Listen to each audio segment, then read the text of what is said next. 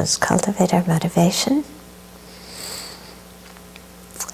So we all have problems in our life.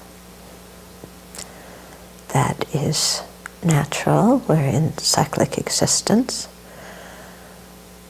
So when we have problems, when things aren't the way we want, we shouldn't be surprised.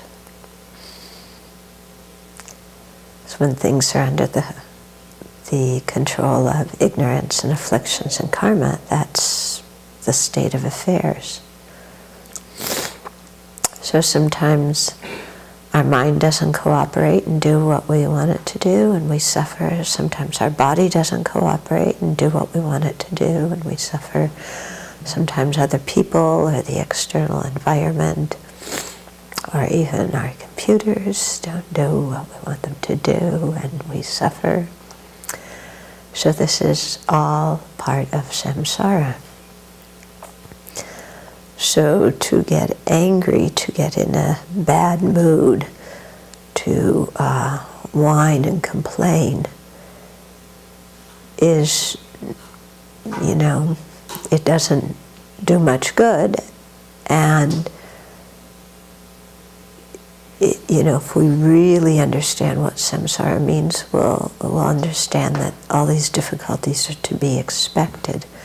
And so we won't let them affect us so much that we have to whine and complain and get upset and feel depressed or blame others or whatever our usual habits are for what we do when things don't go the way we want. But instead we'll accept the situation and use it as part of our Dharma practice to strengthen our resolve for liberation, to strengthen our compassion, and we'll keep on going to be able to transform everything so that it enhances our resolve to become fully enlightened for the benefit of all beings.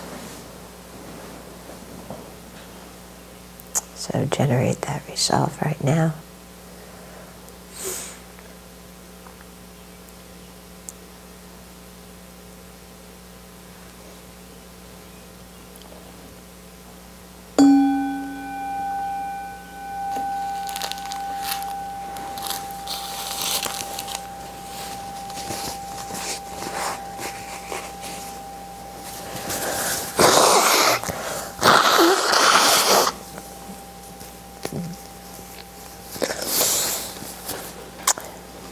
So if I gave up every time my allergies went crazy, I would never teach in the summer. Is the microphone on okay? Pardon? The microphone's on okay? Okay.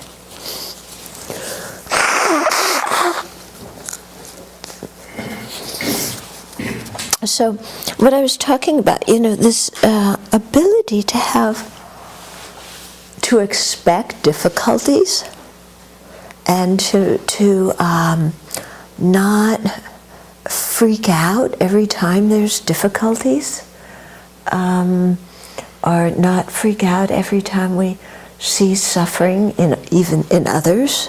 This ability to keep going, to take whatever we encounter in life and use it in such a way that it fuels our practice. This ability is incredibly important because problems, adversity, things not going the way we want them to do, this happens all the time, doesn't it? And so the mind that says, well, first I'll get all my ducks in a row and then I'll practice the Dharma, is never going to get around to practicing the Dharma.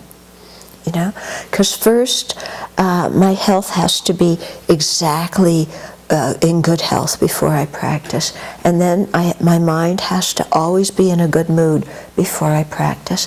And my relationships with people have to be intact before I practice. And the temperature in the room needs to be comfortable before I practice. And my cushion or my chair needs to be comfortable before I practice. And, you know, we go about trying to arrange everything, you know, and saying, after all these things are taken care of, then the situation will be really good for me to practice the Dharma. Now the question is, when do we get all those situations taken care of? You know? Look, in our lives, when is our body completely healthy, our mind totally happy, the chair and the cushion comfortable, our relationships with people without conflict, the room and the temperature in the room completely what we want it to be, the lack of external stress and other things that we have to do, you know, coming at us. You know, when do all these things coincide? How often does that happen in our life?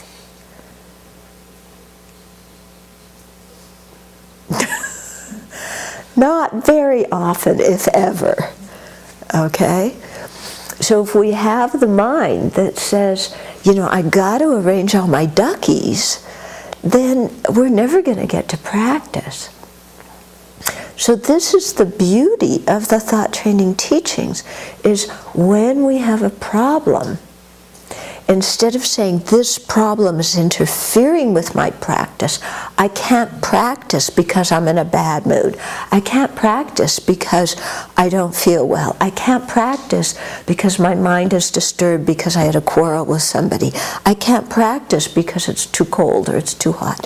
You know, when those things come, you know, those external situations come, instead of going into the why I can't, you say, good. You say, there's a problem, good. Yeah. Now you're going to think, I'm nuts. Well, you know, if samsara is normal, then being nuts might be good. If you're nuts from a samsaric viewpoint, you know, you're going in the right direction. If you're nuts from a dharmic viewpoint, then you're in trouble. Okay? So if when we have a difficulty, we say good, yeah, then we can take that as part of our path. So then you're going to say, well, how in the world can I say good? Yeah, I don't feel well. My stomach hurts. My little toe hurts. My whatever hurts, okay? Yeah, I don't feel good. And you say, good. This is negative karma ripening. Yeah. And I accept the negative karma ripening because now it's not going to be there interfering with, you know, it won't ripen in a more horrible kind of suffering. So this karma is ripening, it's finishing. If we're really sick, then okay, we lie in bed, we follow what our body needs, but we can still practice lying in bed. We don't have to sit up in perfect meditation position to think good thoughts. We can lie in bed, even if we have to sleep and rest a lot. We can do that and then, you know, train the mind in loving compassion when we're awake. Nobody's stopping us. Okay? And we say, good, this karma's ripening, that's okay. And sometimes, you know, it's not necessary to lie in bed, so we just say, okay, I feel a little bit bad, but I can do this, I can push through this. And we do. You know, I'm not talking about you're dying and you drag yourself, but you know, there's certain things we can do. I mean, if I listened to my body and did what my body wanted every time, you guys wouldn't have very many teachings, you know? I mean, today, for example, I feel quite tired, yeah? So I could just say, oh, I'm very tired, no teachings this morning. But I can't do that. So I say, okay, I feel tired, so what? You know, it's like, so what? It's not going to kill me to feel tired. Yeah, it's not going to kill me that my allergies are going berserk. You know, so anything we do, I'm just using myself as an example, okay? But you know, we all have these things coming up. And so, you know, to be able to say, okay, that's happening. You know, if we're really sick, yeah, we rest. If we're not, so what? You know, I can still do so many things. Okay? Same thing with our mind is unhappy. Yeah? If every time our mind gets unhappy, we have to, you know, do something. We have to, you know, we'll put it this way. We all have our favorite ways of dealing with an unhappy mind. Okay? Yeah. What are your ways of dealing with an unhappy mind? Some of us eat when we're unhappy. Some of us don't eat when we're unhappy. Some people drink. Some people take drugs. Some people go to bed. Some people go for a walk. Some people yell and scream. Some people complain. You know, what are your favorite ways of dealing when your mind's unhappy? What do you do? Yeah? Withdraw. You withdraw. Separate myself. Yeah, separate myself. The All world. of the above. Huh? What? All of the above. All of the above. Okay. You have a variety of techniques, yeah. Okay. Yeah. Bored. Yeah, never bored. Okay. What do you do? Get into nature. Get into nature? Yeah. I do the same. I withdraw. Yeah. Separate myself out. Yeah. Okay. I eat. You eat. Doesn't look like it. You must be very happy.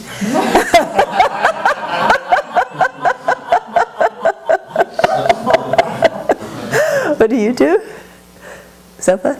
Oh, withdraw, eat, make up complaining stories and entertain myself with them. Oh, all kinds of fun things. I don't know.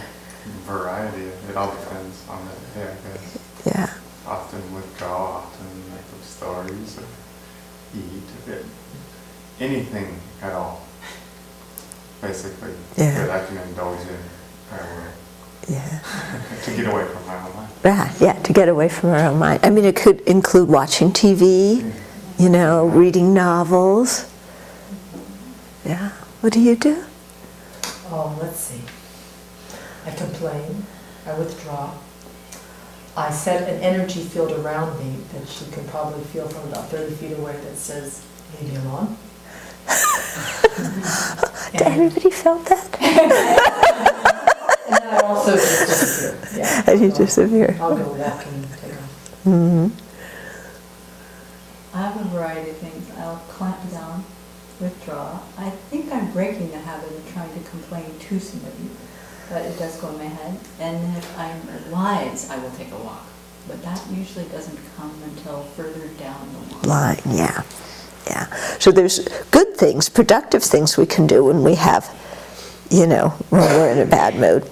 It's very interesting. Nobody said, I sit. You know, there are some constructive things to do when we're in a bad mood. You know, I mean, maybe going out in nature, taking a walk, sitting, yeah. And then there's our old habit patterns, what we do. Okay? And we so often just fall into those old habit patterns, don't we? And they haven't worked before, but we somehow think if we do them again, they'll work.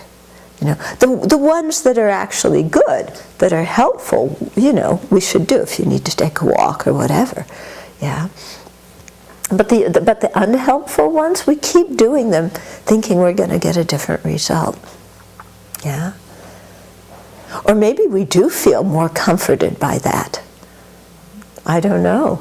The way you usually deal with it, does it usually resolve the problem? Yeah. So, Justifies it. yeah, it justifies the problem, or the problem justifies the behavior. Right. Yeah. So, so then all these things keep our mind in some way stuck in the unhappy mood. You know, I'm unhappy, and everybody's got to know I'm unhappy. Yeah. So, you know, instead of doing that, to be able to say, okay, my mind's unhappy today, negative karma ripening, you know, from me having said hurtful things to other people and made other people's minds unhappy. Yeah. Anyway, an unhappy mind, how long is that going to last? Apparently a minute and a half. A minute and a half. Yes, scientifically, they did a bad emotion is a minute and a half. So if you stay there a minute and a half, it goes away. Yeah. If not, you're in your story. Yeah. Okay, so if you stay with your negative emotion, the scientist has done some research, it lasts a minute and a half. If you don't stay with it and you get involved in your story, you're gone for days, yeah, weeks, eons.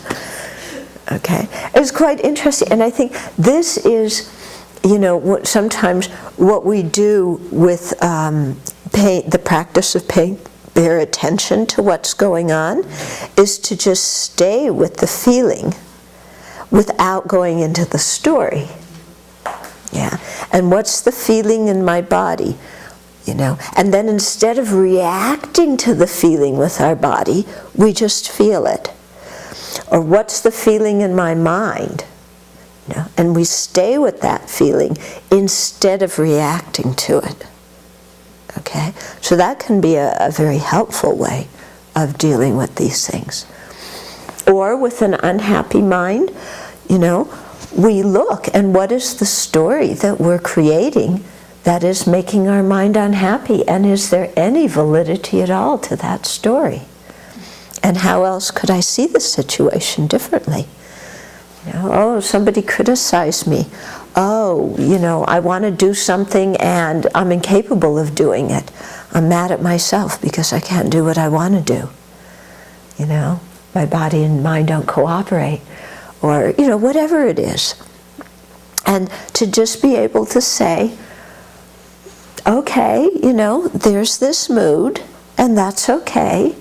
It's negative karma ripening.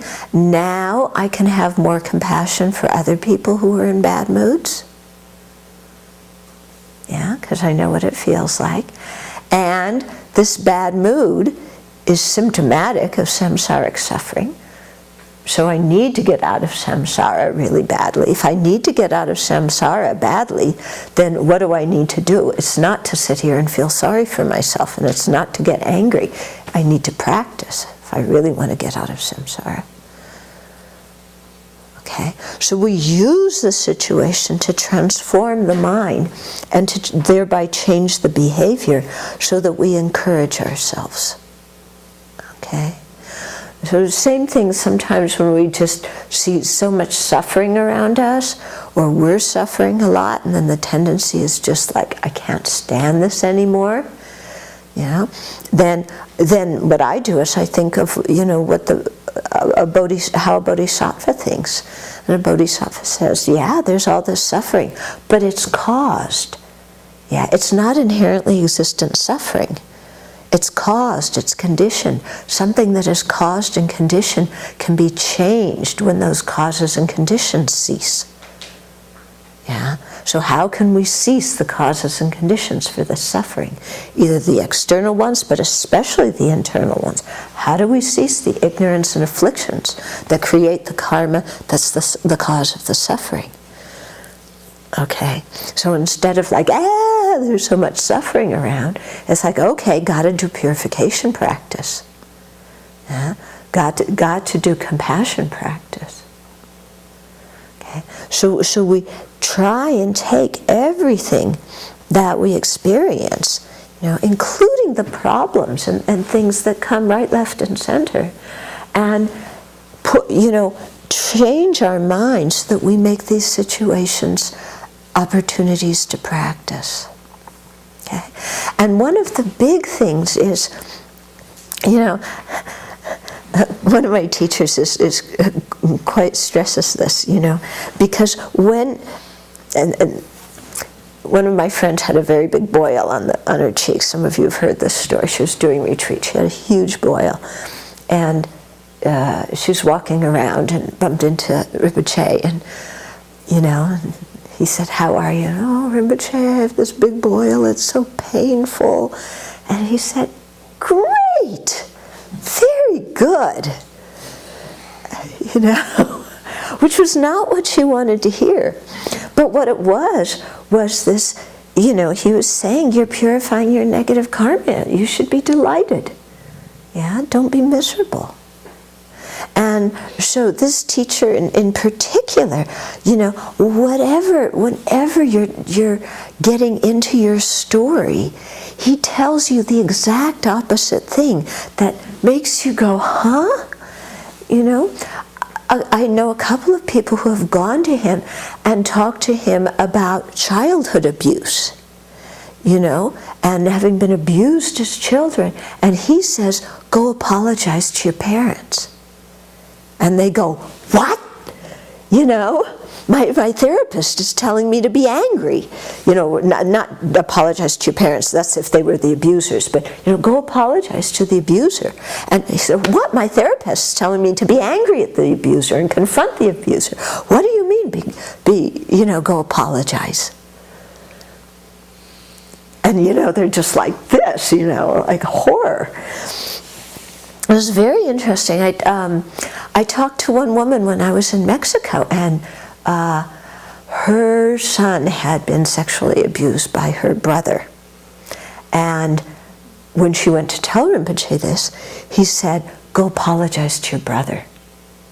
And she was like, wait a minute, I need to report my brother, because her brother was a Catholic priest. It's like, I need to report my brother. What are you doing telling me to go apologize to my brother? And she was like so puzzled by this, but she really sat with it, because Rinpoche is quite a master. She really sat with it, and then she realized, I've been really angry with my brother about this for years. Yeah, my anger is not good.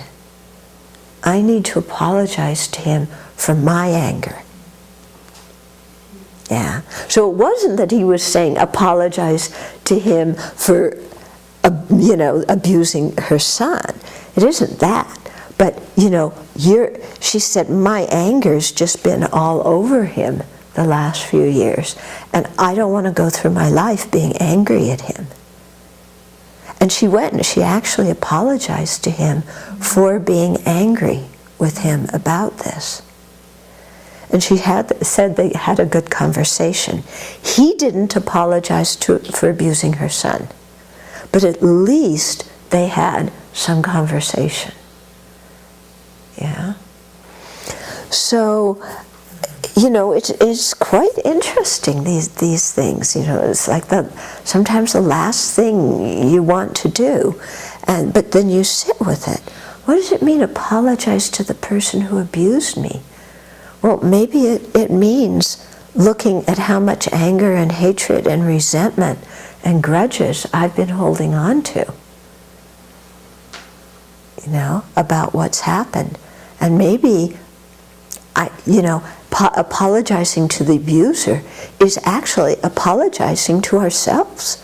I'm going to apologize to myself for holding myself hostage all these years. Yeah? Because when we hold a grudge, we're holding ourselves hostage, aren't we? We can't move. Okay, so there's all these kind of thought training techniques. Now, the one of abuse, granted, is extremely difficult, and so you have to have a lot of internal strength to really begin to get your mind to think like that. Okay? But it's like, it rattles you so that you break out of the story a little bit. Yeah. I think this is, for the people who practice Zen and they have all these koans that, you go, what the world are you talking about? It's, I think this is like that, this kind of rejoice when I have a painful boil on my cheek. Yeah, rejoice when somebody ruined my reputation. Yeah, rejoice when somebody I really love turns around and betrays my trust. So it's kind of like that koan in that it completely takes us out of our ordinary conceptual framework.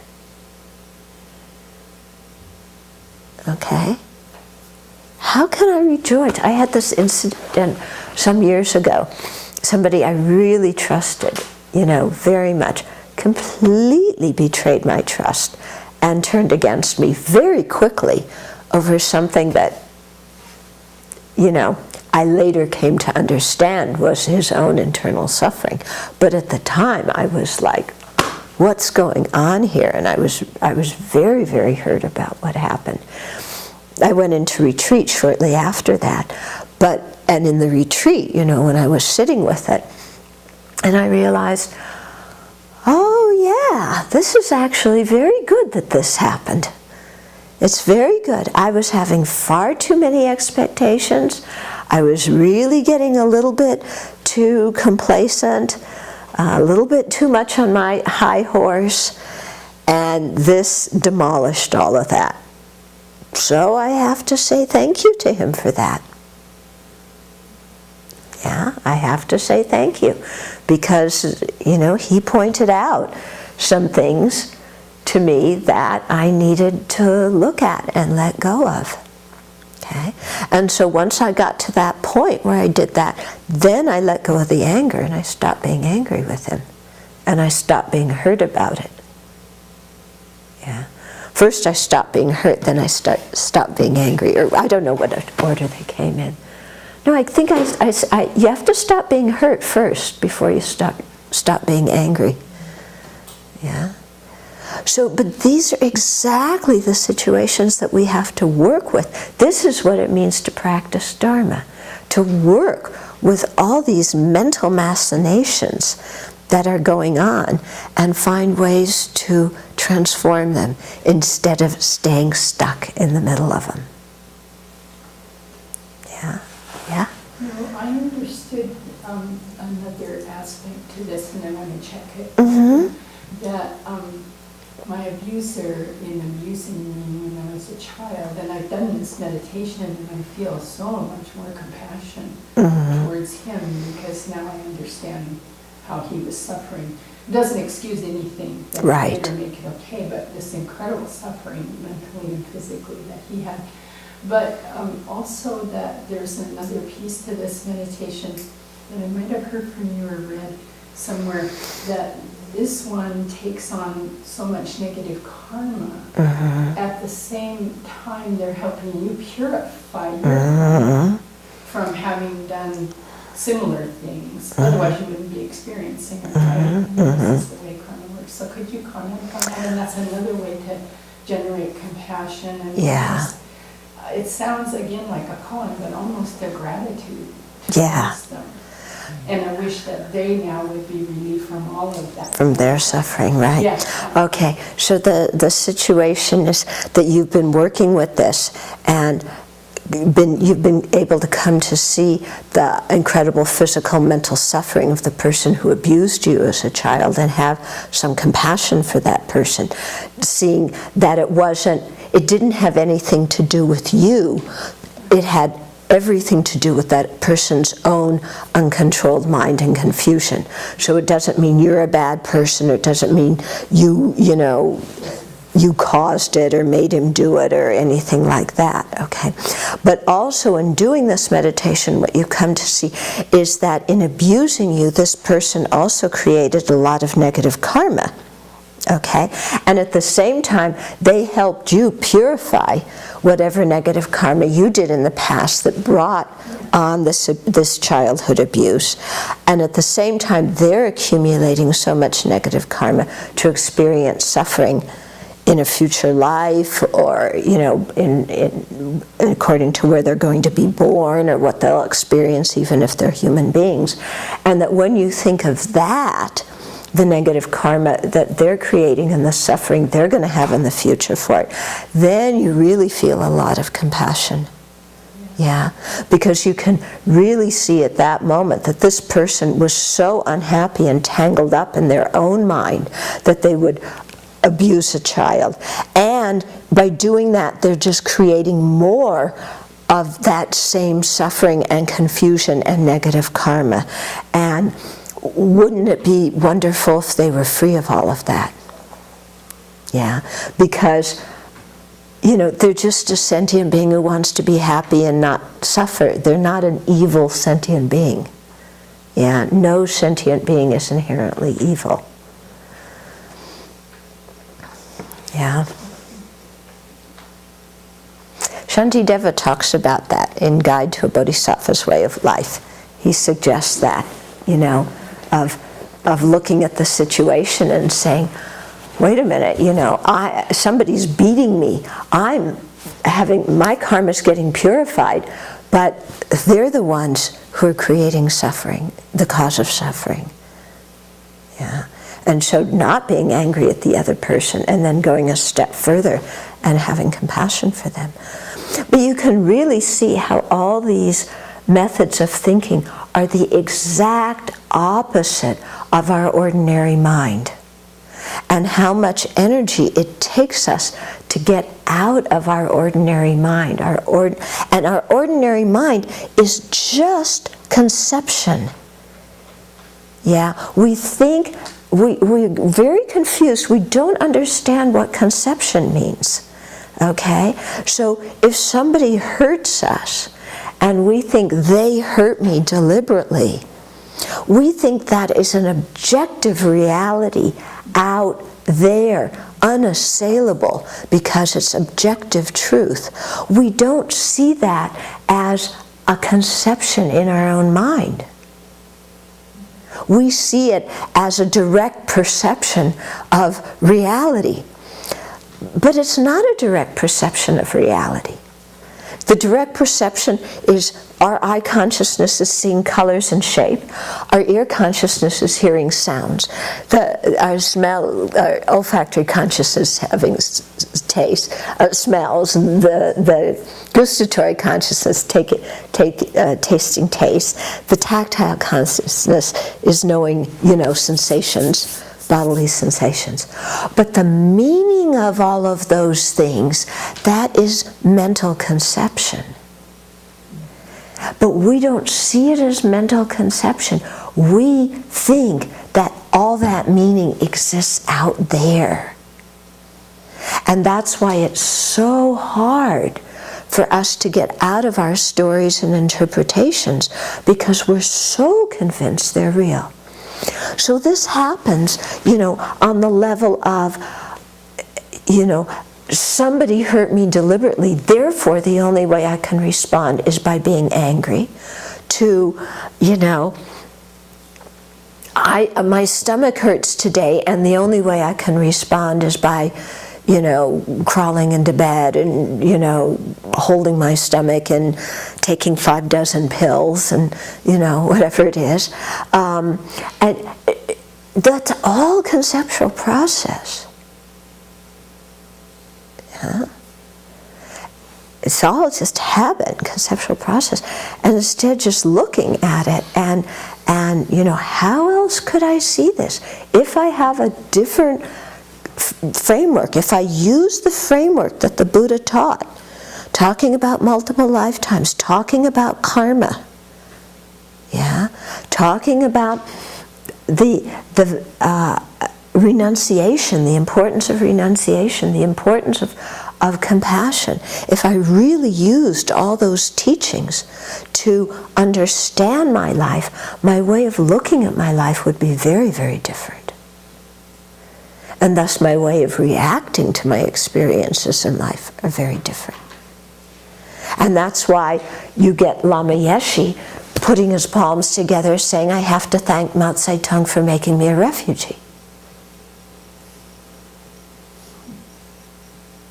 Yeah? Most people wouldn't say, I thank somebody else for destroying my home, for making me into a refugee. But Lama, I mean, it was just astounding what he said. You know, because he was like, at the age where in a few more years he'd be taking his Geshe exams, he'd become a Geshe, and then, you know, teach the young monks or go back to his village and run the monastery there, and his whole life was all set. And he said, due to Mao Zedong, I really began to understand the meaning of practicing the Dharma. Because if I wasn't a refugee, I would have just been a very fat Geshe, greedily taking on offerings without really understanding the meaning of the Dharma. But due to what Mao did, that made me really practice. Amazing, isn't it? Amazing. Yeah. And I even look at our kitty Manjushri. Yeah, when he had his he had this really yucky kind of tumor on his hind leg, and he had to have his leg amputated. And I was thinking, how would we human beings react if we had to have our leg amputated? It's like, I'm a useless human being. I can't do what I wanted to do. I used to be able to, do all these athletic things or go here and there, and I can't do any of that anymore. And what are people going to think about me? And they're going to ostracize me because I don't have a leg, and it's so much of a problem to wear a prosthesis, and it takes so much time to get fitted, and it's so uncomfortable and so painful, and why did this have to happen to me? I wasn't, it should have not happened to me, and on and on. Our mind would just go completely crazy about losing a leg. And our little kitty didn't have any of that conceptual process. And I'm not saying that it's good to be born as an animal, but what I'm saying is that without all this crazy conceptual process, he just woke up.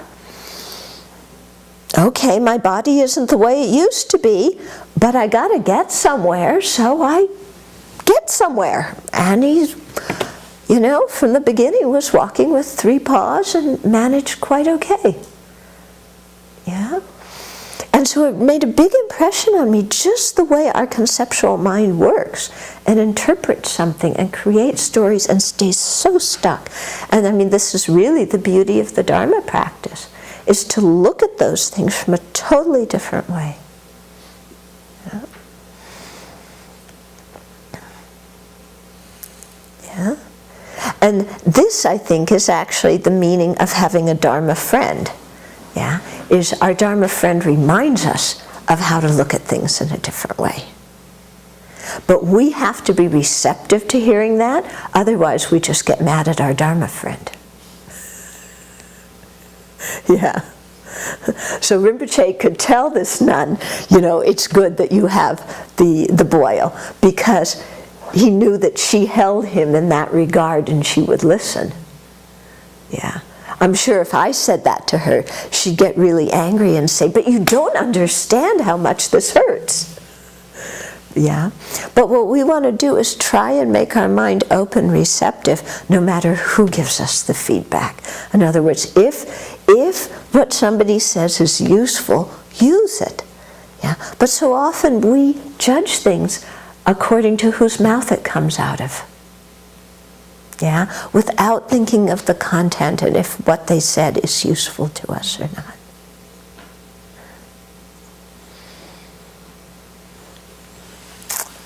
Okay. More questions? Just to say, this is incredibly helpful, because I had a very difficult experience a couple of months ago, and I'm afraid I reacted in all the wrong ways. Nothing of what you would say. Though supposedly I thought I was practicing Buddhism for many years. So, yeah. Didn't in any way, think about how it was purifying or how I might deal with it in some sort of constructive way. Just made it a further mess. And then after maybe 2 weeks, somehow the problem seemed to by itself slowly dissolve. Mm-hmm. And that kind of saved me. Yeah, this is really, really such a helpful reminder. Yeah, yeah. These teachings are so useful, and I think they're very helpful to use. Thinking of situations like you just did, you thought of a situation that happened in the past where you didn't practice, and now, even listening to this, you can think of how you could have applied the Dharma remedies at that point. So I think just that way, what you're doing is very good because you're familiarizing your way with this view. So it can be very helpful in our meditation to take out situations from the past and practice thinking in this new way with a previous situation, so that we get some habit with this way of thinking. And then if we do that, then it becomes much easier to see things that way when new situations arise. And maybe we'll remember to do it when the new situations arise, instead of, it going on for a while and then naturally dissipating. So I'm sure many of you have heard me say this many times before about the importance of pulling out situations from the past and practice thinking this way. Do you do that in your meditation? Sometimes? Yeah? Say that again? To take out situations from the past and employ this way of thinking to past situations, and to do this in your meditation session. Okay? As a way to help you see that even in a past situation, there were choices about how to frame the situation and how to react to it, how to respond, how to behave, how to think. Yeah? And in doing that, then you get a new habit. You're gaining some familiarity with that new way of seeing the situation. Yeah. I heard it from you a few days ago and I did it. And it's very useful. Yeah. I never did that before. And really, to develop new habits of not reacting the old way, but Yeah. the better way to still my compassionate heart. Yep. Being present. Yeah. That's exactly it. You haven't talked about neediness. And I know I have that. I see it going in my books. Okay. So what kind of neediness? To be recognized, I think that I do a lot. In my cooking, when I was at the door, I kind of was aware of that. If I want to see her eyes, and it's not. It's more a feeling that I feel that comes out. It's like I sit like a hook. Like you're sending a hook out to hook people. Yeah. I want you to recognize me. I want you to pay some attention to me. Instead of being just who I am. And sometimes it kinds of, I don't know how to be. Yeah. Okay. Yeah. So this wanting, just on a very basic level, like recognize that I'm here. Pay some attention to me. Compliment me for whatever job I do. Yeah. Let me know that you appreciate my doing that job. Yeah. And so how we all want this. Oh, I see a few people.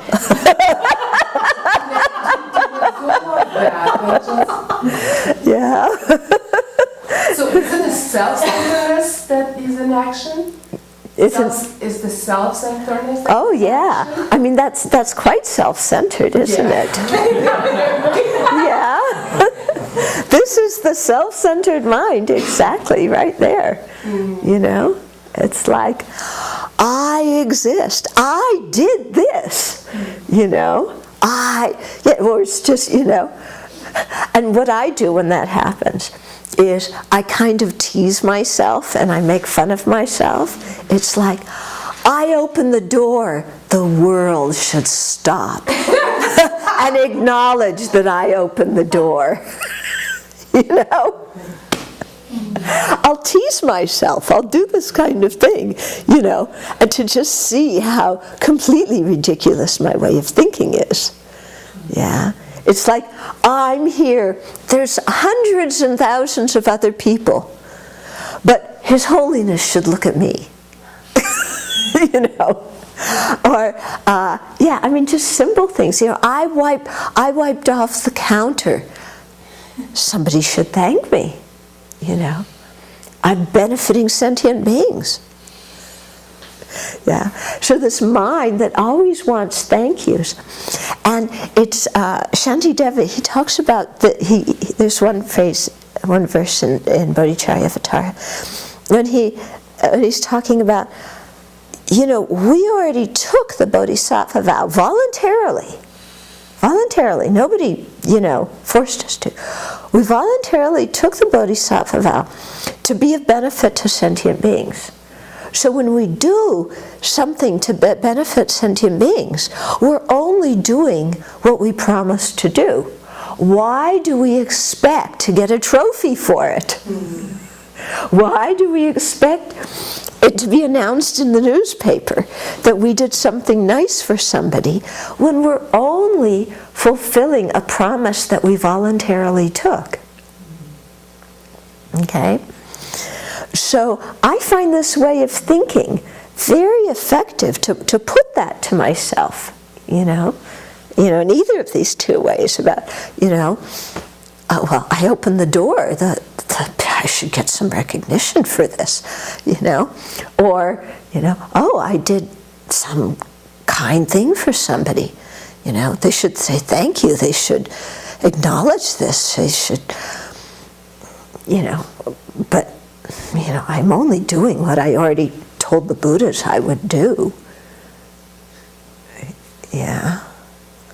I'm only doing what I promised myself I would do. Why do I expect some recognition for it? Yeah. Uh-huh. Isn't that also part of the 8 worldly concerns, the attachment to? You bet. That's exactly the 8 worldly concerns. Exactly. And you can see so clearly how they operate at that time, you know? And how they're there with just even the smallest, tiniest things we do, you know? Look at me. I'm here. But Venerable, at the same time, isn't it an entirely normal and human and natural and kind thing to appreciate people? It's something we all want and something we all should do. Okay. So then, yeah, until now we've been looking at it from the point of view of the recipient of the acknowledgement. And now you're saying, isn't it something that, you know, shouldn't we also acknowledge other people's kindness? You know, and what other people have done. Yes, definitely we should do that. So you see, it's different when we're on the receiving end and when we're on the giving end. Okay? We should give praise, give acknowledgement, yeah? Give positive feedback. Yeah, because that's part of our bodhisattva practice of encouraging others and of learning to see the good qualities in others. But when we're on the receiving end, not to crave for acknowledgement or for appreciation or for praise. Because when we're on the receiving end and we crave for these things, then we've lost the bodhisattva perspective. We're back in the 8 worldly concerns. Okay? So it's different depending on which side of the issue you're on. Okay? So, for example, with what I was saying about rejoicing when you don't feel well, if you're with somebody whose mind is not strong and they're complaining, you know, and not necessarily complaining, but they're saying, I don't feel well, then you say, oh, go rest, and can I do something for you, and make you feel comfortable, and bring you your meals, because you know that that's the level of mind that person is, and also because you have compassion for them. But when we're on the receiving side, you know, it's like, oh, I don't feel well. Everybody at the Abbey should come and, you know, bring me my special food and check on me. Or, you know, now they really have to make the temperature I want because I'm sick. You know, whatever it is. Okay. Oh, did I hit a bell? You know, when we're on the receiving end, then we should not have that kind of thing because our mind is thinking in such a self-centered way. Okay? Yeah? When you're talking about the receiving and the giving end, is it indulgent to be your own giver and receiver, like to praise yourself? I mean, does that reinforce this? Oh, okay. So, yeah, so the question is, what about then noticing our own good qualities and our own good actions? Okay, there's a healthy way to do that, a wholesome way, and an unhealthy, unwholesome way. Okay? When we notice that we've done something good, we should rejoice. We rejoice at the merit we created, so we can dedicate it for the virtue of others. That's much different than getting puffed up and arrogant about, oh, I did some good deed for somebody. The world should know that. Okay? But we definitely should rejoice in our own good deeds. And we should definitely notice them. And we give ourselves a pat on the back in the sense of, you know, boy, you know, I've been trying to change my habits. I've been trying to be kinder and not to be as rude. I'm making some progress. Good for me. That's good. Yeah. But we don't get arrogant about it. We rejoice and we dedicate. And that's very good. We need to notice our progress and our good qualities. Yeah. But that's different than, oh, I'm really somebody because I did this virtuous action. Okay. One of the steps that I found was crucial for me to be able to then look back at the past incidences and see how I've changed is that there's this piece for me that when I see my suffering, because it's always been externalized as to the cause of it, Mm-hmm. that's the conceptual mind that's saying when I'm angry, when I'm hurt, when I'm disappointed or whatever, there's somebody out there that's doing it to me. And as long as I stayed in that role as a victim or the recipient of something outside myself, the conceptual mind had a very strong story that I was powerless to do any changing. Mm-hmm. That I wasn't the cause of my own suffering. Mm-hmm. And that took, 50 years to realize that I am the cause of my own suffering. And when I got to the point where I connected the dots and said, this isn't my teacher, this isn't my Dharma friend, this isn't my parents, it's me. There was like this aha, literally. Then I say, okay, the next time that kind of scenario comes around, I go, who's the cause of the suffering of your mind right now? Yeah.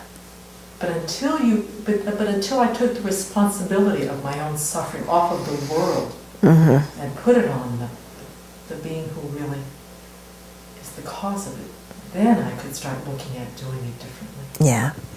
Okay.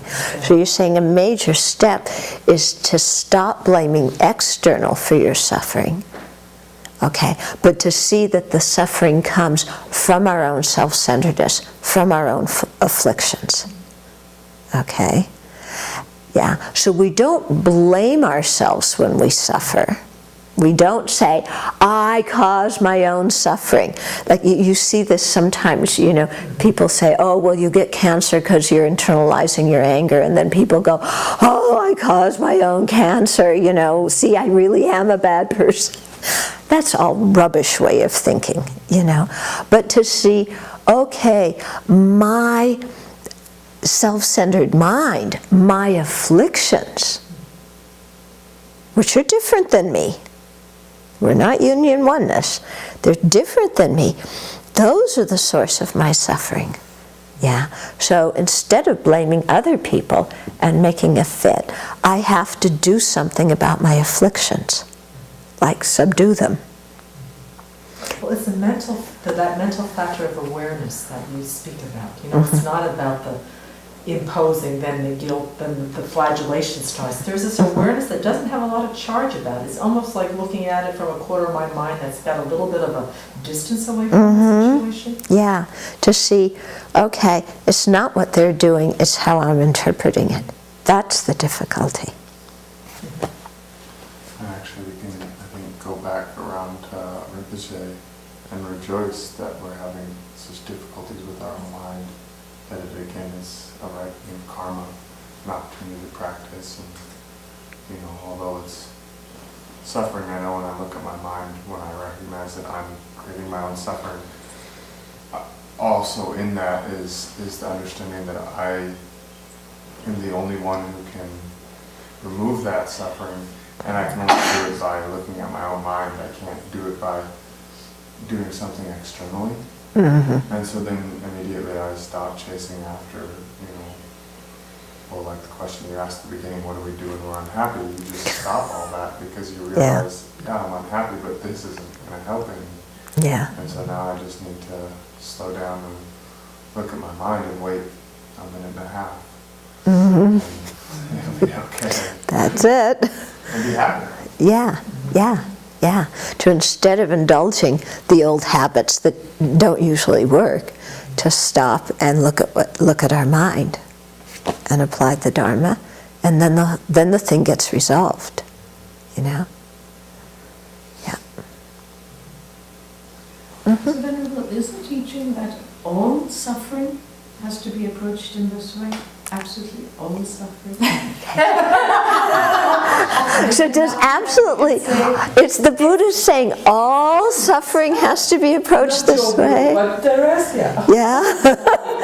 That isn't some of it really somebody else's fault? Buddha says it all comes from afflictions and karma. So essentially, at the end of the day, from my own mind. Yep. It all comes from ignorance. You know, when you look in the 12 links of dependent arising and you trace it back, you know, what is the first link? Where does it all come from? It starts with ignorance. And that's why the meditation on emptiness is so important, because that's the only thing that cuts the ignorance so that it can never return. You know, the antidotes and the way we're thinking now are diminishing some of the attachment, the aversion, the resentment, and those kinds of things. But the only thing that actually cuts the root is the wisdom realizing emptiness, because the complete root that every suffering is traced back to is ignorance. Yeah. And so then we see why it's so important to want to attain liberation. But really wanting to, you know, we all say, oh yeah, I want to attain liberation because liberation means I won't suffer anymore. But we're thinking of suffering as ouch kind of suffering. Yeah, oh, liberation, then I won't have ouch kind of suffering anymore. But liberation also means that we, what we all call ordinary pleasure, we won't have anymore either. And our minds are so stuck, but I want my ordinary pleasure. If we really have renunciation and aspire for liberation, we're aiming for a higher kind of pleasure. But because we don't see that higher kind of pleasure, we're stuck on the ordinary kind of pleasure. And our mind doesn't really want to give it up for a higher kind of pleasure. We don't really believe that there's another kind of happiness. you know? And what I've also noticed, it's like, well, liberation means that I'm not going to have my identity anymore. I'm not going to be me. I'm going to die to myself, like we were talking about yesterday. When you die, you know, it's not like you're going to continue to be the same personality with the same I, you know. But when you attain liberation, your whole way of viewing yourself is totally different too. Yeah, your whole feeling of a self is completely different because you're not latching on to some kind of truly existent self. So that's got to go too. And our mind says, oh, wait a minute, I don't want to give that up. That's all I've ever known. I like that sense of I. If I don't have that sense of I, who am I going to be? Yeah? So it's amazing how, you know, we cling on a very subtle level onto so many of the things that cause our suffering simply because they're familiar. Yeah? So really aspiring for liberation it takes a lot of work. It's not just aspiring not to have physical and mental pain anymore. Yeah? It's really, you know, we're aspiring to be free of the cause of that too. We're not just aspiring to have all the band-aids we need. Yeah? We're aspiring to really be free of the root cause. Mm-hmm.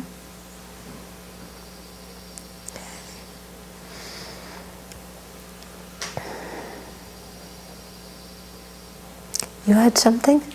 Well, it was actually a little bit back, but I was just thinking back to the original thing about the hooks and needing that touch of appreciation and how much I've worked with that and how, you know, somehow just getting that it's in my own mind was never enough. To have to really sit and think through, you know, the antidotes that you've taught about. So what do I get from this? What's really its benefit? What's its value? And have to take it apart again, and get it endlessly. Mm-hmm. I think it's loosening, but only loosening. And so there's so much detailed work involved actually in taking those apart. I think if we're really hooked, the ones that we're really, really hooked into, that I just felt like it was worth saying. It's not just, oh, getting like suffering comes from my own mind. It's like, how? You know, what do I do? It's a deeply detailed kind of thing. Yeah. Well, I think you're coming to the same point. Definitely. Yeah, because it's not just saying superficially, oh, it's coming from my own mind. It's like you can't say that superficially. You have to really understand how it does. Yeah. Otherwise, you just say, oh, it's coming from my own mind. Press it down and suppress it. And that doesn't help. Yeah, you have to really take it apart. And so I found that too, that with the things that I'm very hooked into, I can't just sit and watch them arise and fade away. I have to prove to myself how that way of thinking is erroneous. I have to completely dissect it so that I know without a doubt that way of thinking is erroneous. If I don't do that, it arises and it ceases, but it's more likely to come back again. After you've proved to yourself again and again and again that it's erroneous, then it's easier to watch it rise and go away because you already know that. Yeah. But as long as part of our mind is thinking, this is really true, it really is them, then we have to, again and again come back to, well, exactly what is my mind doing? Yeah, what does it want out of this? What is it latching on to? How is it constructing this story? How is this story completely make-believe?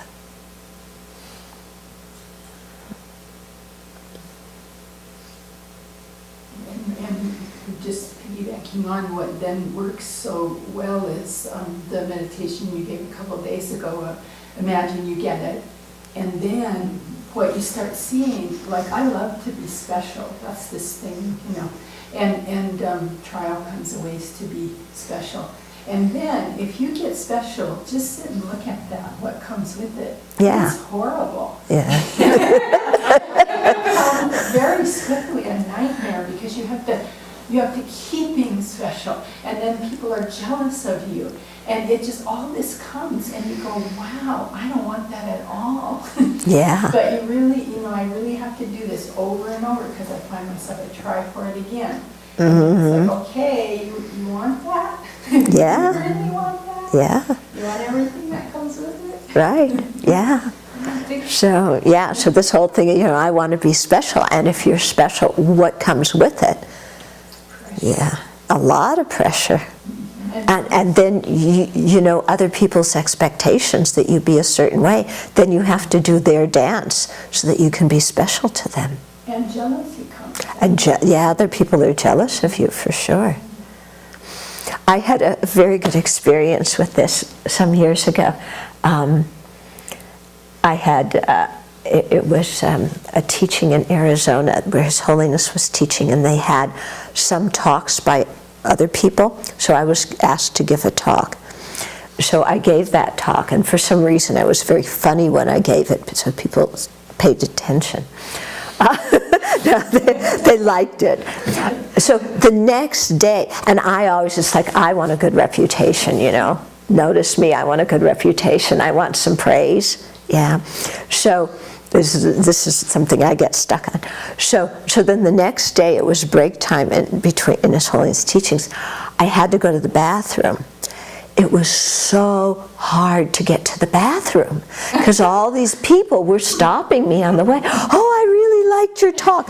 Well, yeah, but I gotta get to the bathroom.